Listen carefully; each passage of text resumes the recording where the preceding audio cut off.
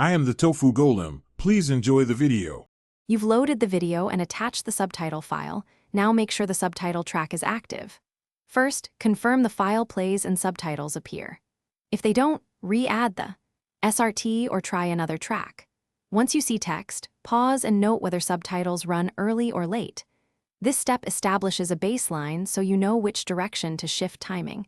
It also prevents chasing phantom delays while you adjust in the next step. You're now correcting timing.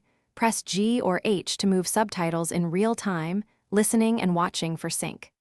Press repeatedly for small 50 ms changes until audio and text match. Smaller taps are better than big jumps.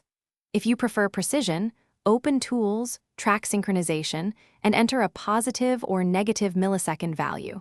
This is useful for consistent offset across the whole file. Make sure to test several speaking lines so the timing holds across different. Finish by saving your corrected subtitles or exporting anew.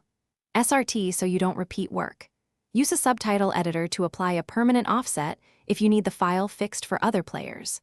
If timing drifts over the video, you likely have a frame rate mismatch. Open the subtitle in an editor and stretch timing or retime key markers. If nothing helps, restart VLC or test another subtitle file. That often isolates whether the problem is the file or the player.